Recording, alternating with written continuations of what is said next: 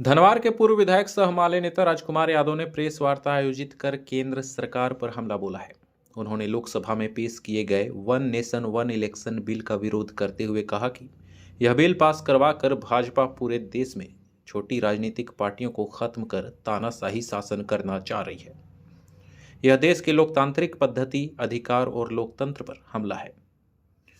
वहीं उन्होंने गृह मंत्री अमित शाह द्वारा राज्यसभा में डॉक्टर भीमराव अंबेडकर के ऊपर दी गई टिप्पणी पर भी नाराजगी जताई है।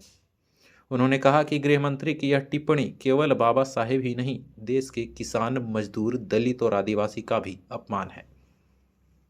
उक्त बातें राजकुमार ने तिसरी के गांधी मैदान में कही। 18 दिसंबर को भाकपा माले के पूर्व सचिव विनोद मिश्र की पुण्यतिथि पर वे अपने पार्टी कार्यकर्ताओं के साथ संकल्प दिवस के रूप में मनाने व उन्हें श्रद्धांजलि देने वहां पहुंचे थे। इस दौरान उन्होंने आगामी 5 जनवरी से जनता के मुद्दों और कॉरपोरेट लूट के खिलाफ आंदोलन करने की भी बात कही।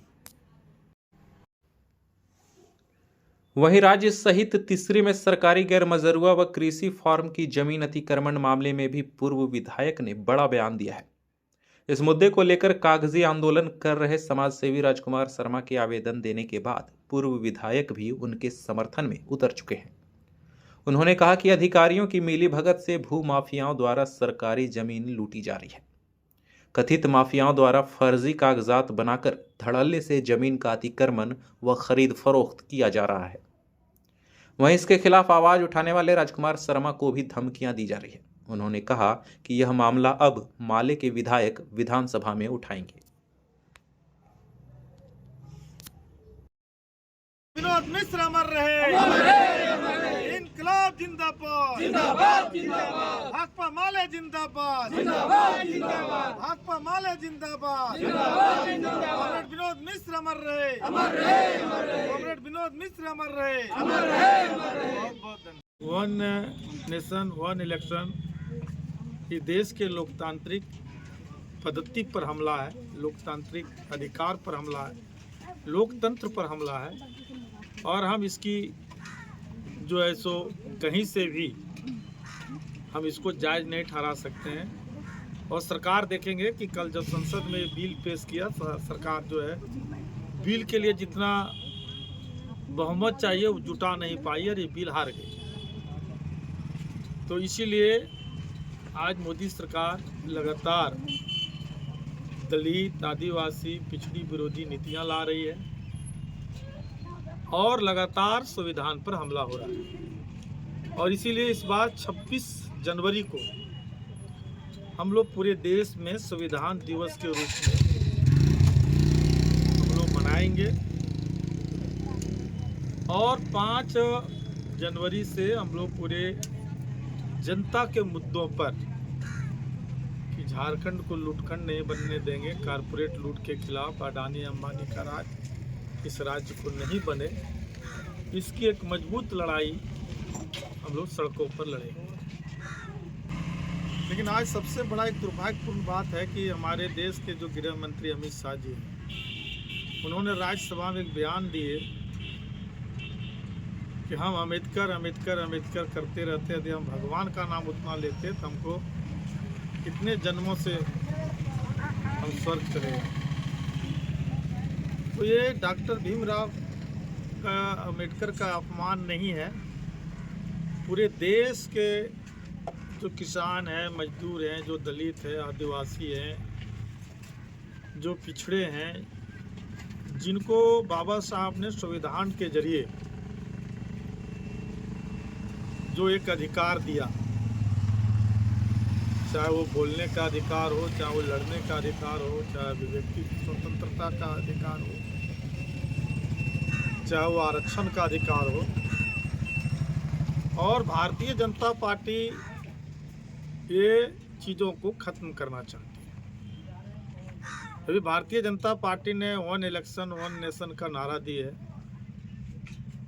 इससे Bharatiya Janata party one election one nation नहीं, वो चाहती है कि इस देश का चुनाव ही ख़त्म हो जाए, देश के अंदर में छोटी छोटी पार्टियां समाप्त हो जाए और इस तरीके से पूरे देश में ये चुनाव को ही ख़त्म करके एक तानाशाही ये मोदी और अमित शाह भारतीय जनता पार्टी के निरंकुश सरकार पूरे देश में कैसे स्थापित हो, इसकी एक कोशिश है।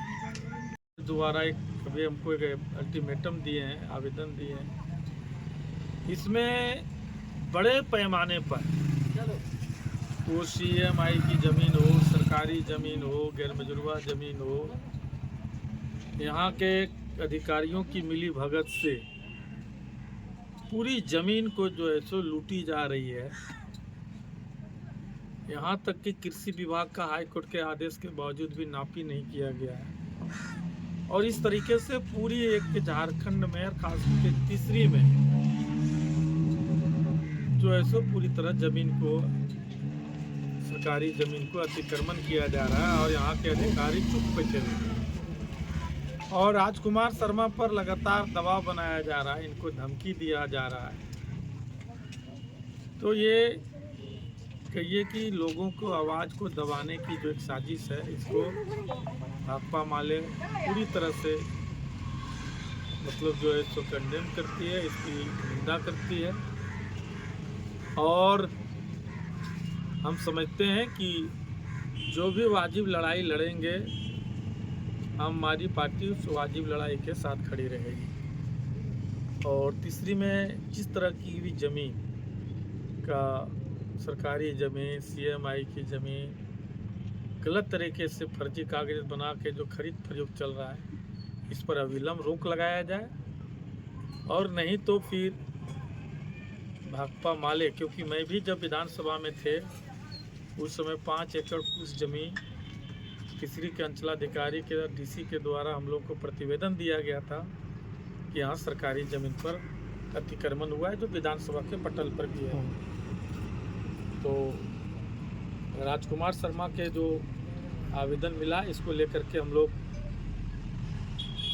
जो विधानसभा का सत्र जो ये बजट सेशन जहाँ चलेगा, इस बार हम अपने माननीय विधायकों के द्वारा तीसरी की ज़मीन जो भूमाफिया के द्वारा लूटी जा रहा है, इसको लेकर के हम लोग बजट सेशन में इसको मजबूती से उठाएंगे।